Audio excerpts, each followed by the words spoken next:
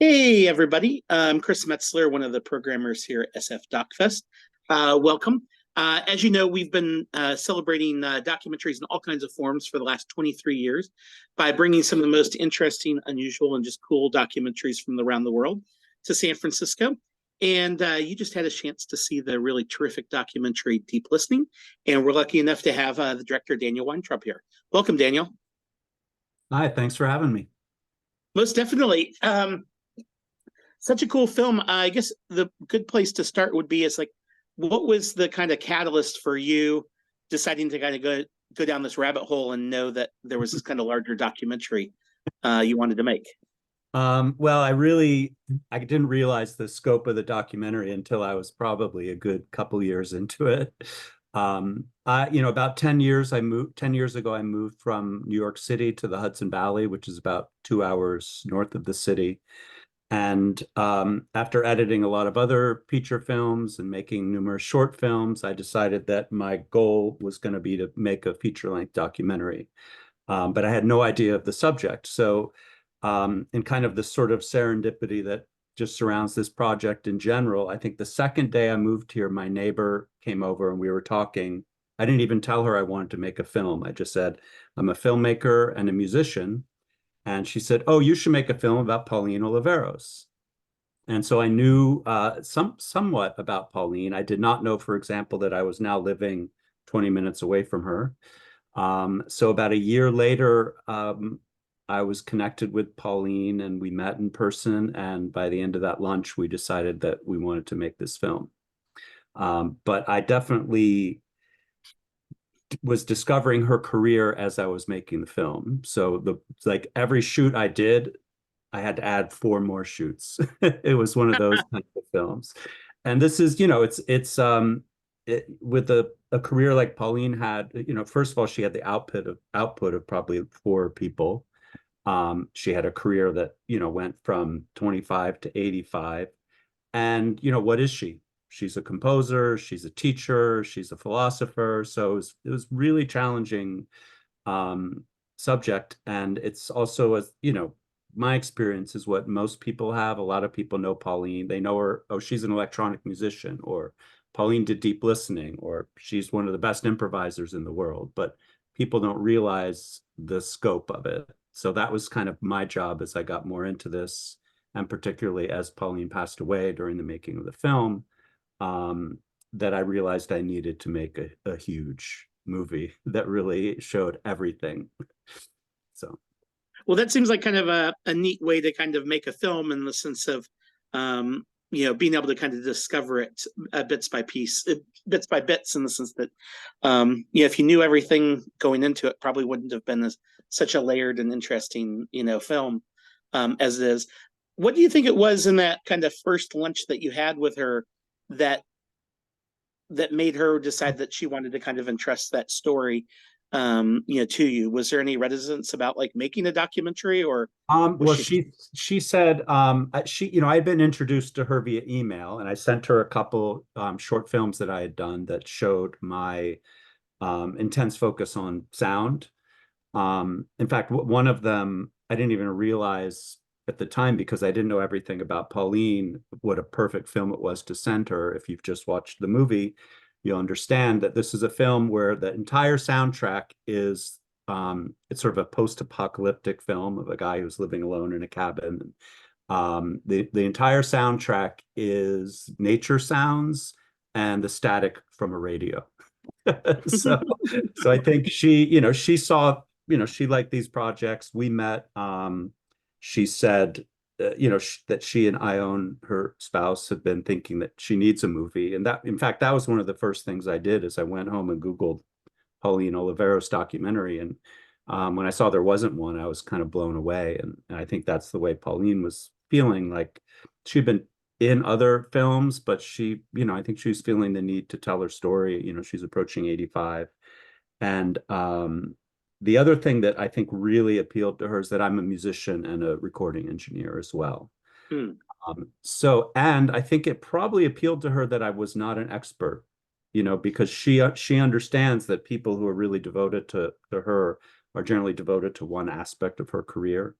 So I think she saw probably in me somebody who was going to go on this voyage of discovery and tell the whole story with no preconceived notions, no biases, and coming from the one thing that Pauline and I shared most deeply was our relationship with sound, which of course is the most important thing to her in her career. So, plus we just hit it off, and I knew when I met her, I knew there's no way. Like if she said no, I would have bothered her every day because, as you've seen, as you've seen in the film, she's just amazing interview and full of humor and charisma. And so when I met her in person, I realized that how it raised the excitement level for me considerably.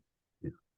Nice. A question I know, people often like to ask, is about kind of like, how did you choose the kind of aesthetic approach in the way that you wanted to kind of approach visually telling the story? But with this one, based on subject matter, but also your own skills, saying, at what point in time did the idea of like sound design and how the kind of the sonic way you wanted to kind of tell the story develop, and how did you kind of decide upon that? Well, I mean, there were certain ideas related to sound that I had very, very early. In fact, the first things I knew about this film was how I was going to start it and how I was going to finish it. So that idea of finishing with the tuning meditation, I had that very, very early on. That was just a really, really important for me to kind of a big theme of the film is community, as Pauline says in the film. One of a lot of people's favorite quote is she says, "I never tried to build a career. I only tried to build a community." And so that's why we've been, screening exclusively in theaters, because that audience is a community. And so by bringing them into this, experiencing one of Pauline's compositions with their own voices, hopefully, it's about 50-50 in terms of how many audiences do it. But we've had some beautiful ones. So in that regard, the sound was really central, not only sound, but people's relationship to sound. And then I also knew I wanted to start the film with that very abstract image, almost as a sort of hypnotize the audience a little bit, a la Werner Herzog many years ago. If anybody, Heart of Gold, I think it is. I don't know if you know that, but Werner Herzog. I have not seen that one, but I'm just actually bookmarking it in my mind where I'm like, oh wait, I need to go back. Anyway, he did a film where the entire cast is hypnotized the whole time, and the first image of the film is supposed to hypnotize the audience. So I've thought I want to get people, they've just come from their lives. I want to get them like boom right into a place of reflection. In terms of the visual aesthetic, that was kind of a bit of an accident in a way, because of how I didn't realize the scope of the film. So, when I first met with Pauline, about 2 weeks later, I was filming her giving like a reading at a local library in the Hudson Valley. And I just showed up with me and my camera and a microphone, and I was a one-man band. And I could tell immediately she really liked that, because I was out of the way. I was a fly on the wall type director, videographer. And, as we did the next few shoots, of course, I also had no budget at this time, so I couldn't hire a crew. And I didn't think she would like a crew. So I started to do all the shoots just by myself. And then, of course, all of a sudden I'm looking at doing like 30 interviews. So these interviews, even when I went out to California, it's just me. So that's why. So for example, like I don't hide the lab. It's just sort of like slapped on there. Part of that was that I thought there was a bit of humor in that, with Pauline being such a tech freak and never hiding the technology. So I thought it was kind of funny. And the other part of it was I realized as a one-man crew, traveling with basically one light and a reflector and a lab and a boom attached to my camera, I wasn't going to be getting like amazingly beautiful looking interviews. So I really focused on tone and subject matter, so that I just did everything I could to make the people comfortable who I was interviewing, so that whatever it lacked in looking like a very slick, well lit image, it made up for by just like the comfort and openness of people. And, you have to understand, I'm interviewing people who have, in many cases, been interviewed about the same thing many, many times. So, and that was one thing very early on when Pauline started hearing from her friends about the interviews. I think that she was hearing really good feedback. And I think that, that helped to continue to feed into that process. So it really was not, in terms of the visual look of the film, was not preordained. It happened organically. And then of course there's there's over 500 pieces of visual archival material in the film. So that shapes it. There's 16 millimeter, there's Super 8 film, there's Super 8 video, High 8 video, VHS video, HD video, 4K video. I mean, pretty much every format, in the world that existed since, 1950 is in that film. So a lot of it was really the subject matter, and the process that I developed in the beginning is what dictated the look of the film. It was not contrived in any way. Yeah. Nice. So it has a nice kind of intimate and kind of casual quality to it. As you kind of like on that kind of sense of discovery and kind of peeling back the layers of how you wanted to kind of, weave the story together, what do you think was most surprising to you that you just, couldn't have ever expected during the making of it? Well, I mean, in all honesty, it was, when Pauline passed away. I mean, that because what happened is I had spent about 3 years with Pauline, a lot of time. Anything that she was doing in the Northeast, I was there. And sometimes, like, for example, at the Whitney Biennial, I mean, I was there for 5 days shooting the setup, all that stuff. I spent a lot of time with Pauline. I spent a lot of time with her in her house in Kingston. And as you can see from the interviews with her, she's just a very down to earth, low key. Like, she has the charisma and you understand she's brilliant, but it's just like every day, oh, hey, Pauline, what's up? I wasn't realizing how she was impacting me. And then she passed away. And then it was only then that I realized that this woman had basically changed my life completely, just Wow.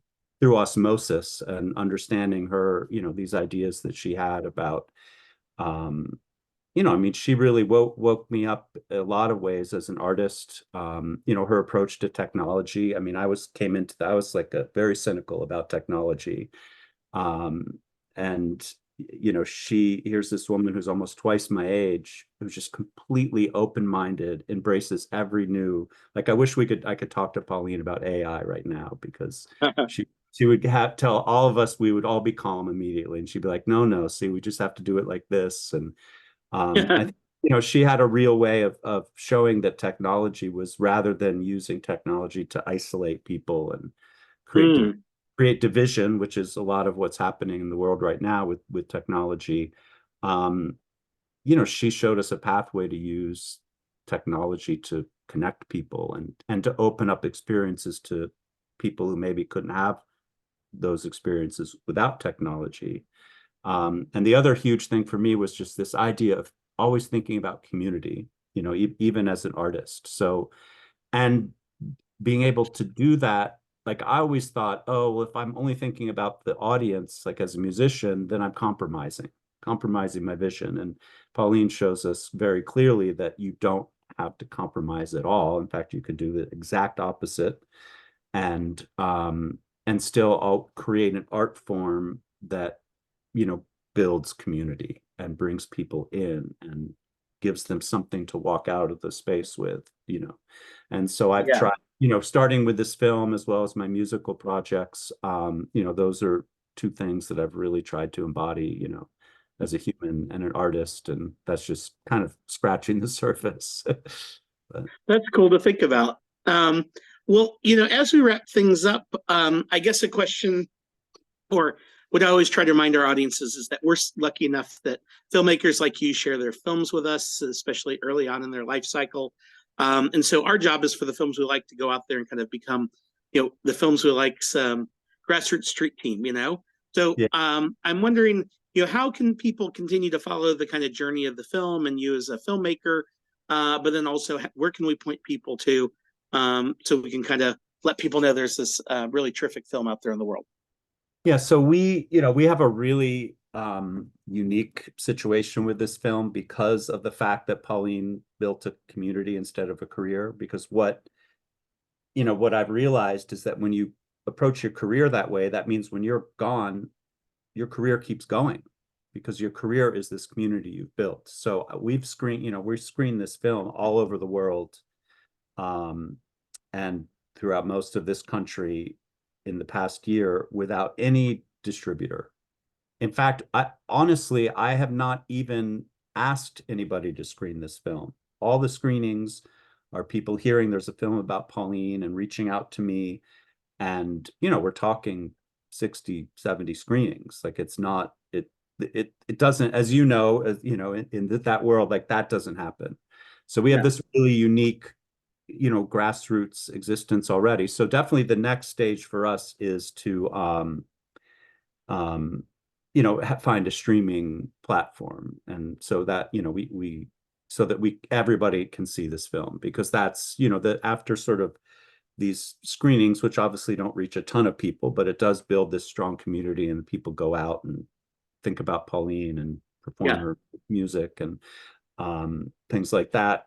Ultimately our goal is for as many people as possible to see this film, no matter how that happens. So anyway, you can follow the film on the best place is probably the website. We have a new website. It is the story of paulineoliveros.com, I believe. I'm double checking that because it is brand new and I don't want to send you the wrong place.